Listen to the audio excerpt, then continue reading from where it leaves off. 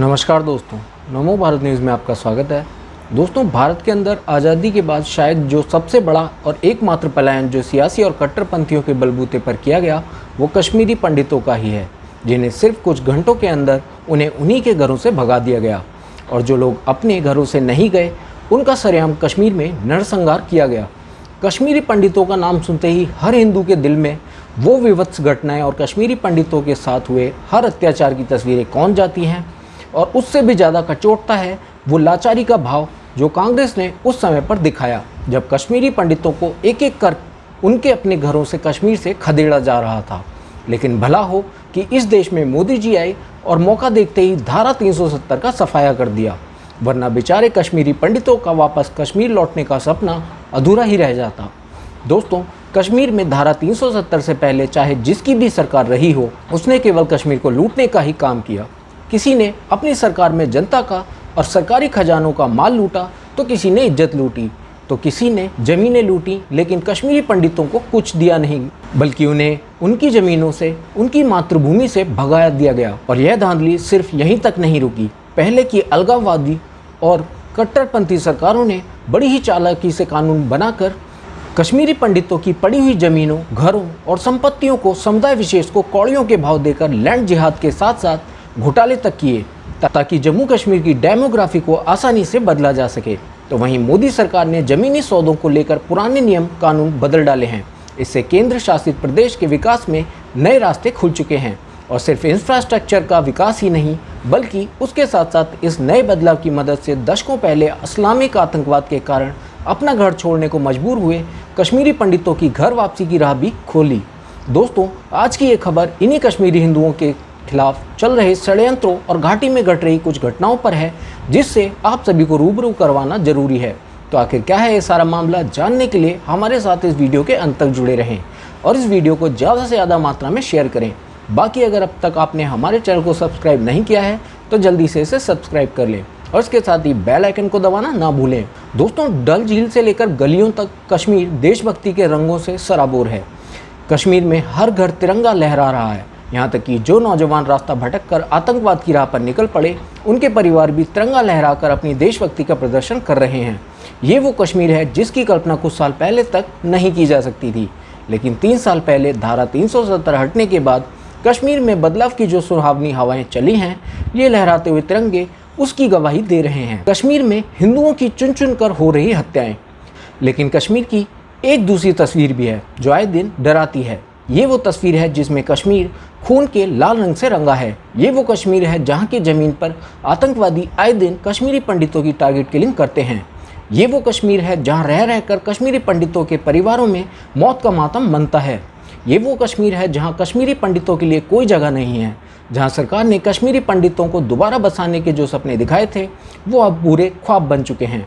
ये वो कश्मीर है जो 1990 के खौफनाक दौर की याद दिलाता है। कश्मीर में मंगलवार को एक बार फिर कश्मीरी पंडित की टारगेट किलिंग हुई, जहां शोपियां जिले में आतंकवादियों ने मंगलवार को 2 कश्मीरी पंडित भाइयों पर हमला किया। इस हमले में एक भाई की मौके पर ही मौत हो गई, जबकि दूसरा घायल हो गया। मरने वाले कश्मीरी पंडित का नाम सुनील कुमार भट्ट था। आतंकवादी हमले में बाल बाल बचे परतिम्बरनाथ अस्पताल में भर्ती हैं। उनको आतंकियों ने 3 गोलियां मारी हैं। शोपियां में जिन 2 हिंदू भाइयों को आतंकवादियों ने टारगेट बनाया, उनके परिवार को सरकार की तरफ से सुरक्षा मुहैया करवाई गई थी, लेकिन ये सुरक्षा सिर्फ घर तक सीमित थी। आतंकवादियों को ये पता था, इसलिए उन्होंने दोनों कश्मीरी पंडित भाइयों पर हमला उस समय किया जब वो अपने सेब के बाग में काम कर रहे थे। आतंकियों ने शोपियां में 2 हिंदू भाइयों को गोली मारी। हर बार की तरह इस बार भी आतंकवादियों ने पहले दोनों भाइयों से उनका नाम पूछा, और जब उन्हें यकीन हो गया कि वो दोनों हिंदू हैं, तो आतंकियों ने उन पर अंधाधुंध फायरिंग कर दी। इस घटना को AK-47 राइफल से लैस 2 आतंकवादियों ने अंजाम दिया, और फिर हर बार की तरह इस बार भी आतंकवादी आराम से फरार हो गए। टीम ने इस घटना की on the spot investigation report तैयार की है, जिसमें कश्मीरी पंडित की हत्या के सबूत भी हैं और इस हत्या से उठे ढेर सारे सवाल भी हैं। लेकिन पहले आप ये रिपोर्ट पढ़िए। कश्मीर से जब धारा 370 हटी थी तो इसे अभूतपूर्व फैसला बताकर प्रचारित किया गया। इसके अनगिनत फायदे गिनाए गए। कहा गया था कि अब देश का कोई भी नागरिक कश्मीर में रह सकता है, ज़मीन खरीद सकता है, नौकरी कर सकता है। ये सही भी है कि धारा 370 हटने के बाद कश्मीर में कई पॉजिटिव बदलाव हुए हैं जो ग्राउंड पर दिखते भी हैं। लेकिन धारा 370 से मुक्त कश्मीर अभी भी कश्मीरी पंडितों के लिए भयमुक्त कश्मीर नहीं बन पाया है।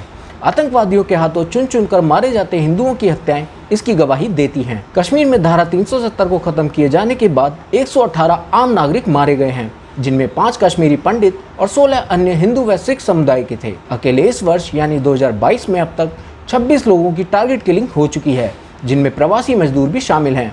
मार्च में, 8 अप्रैल में, 5 मई में, 7 जून में, 3 अगस्त यानी इस महीने 2 आम नागरिक आतंकवादियों की गोलियों का शिकार बने हैं। मई में सरकारी कर्मचारी राहुल भट्ट की टारगेट किलिंग के बाद कश्मीर में हिंदुओं का सब्र जब जवाब दे गया तो उन्होंने सड़क पर उतरकर सरकार के खिलाफ प्रदर्शन शुरू कर दिए। कश्मीरी पंडितों ने कह दिया कि अपनी जान को हथेली पर रखकर वो कश्मीर में नौकरी नहीं कर सकते। सरकारी विभागों में काम करने वाले कश्मीरी पंडित और हिंदुओं ने नौकरी से इस्तीफे देने शुरू कर दिए। कई हिंदू परिवार कश्मीर से भागकर जम्मू चले गए।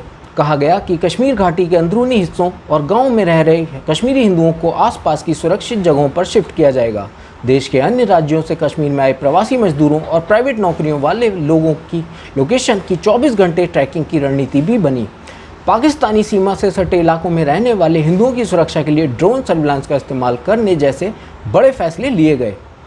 सरकारी कर्मचारी राहुल भट्ट की हत्या से शुरू हुआ था सारा सिलसिला।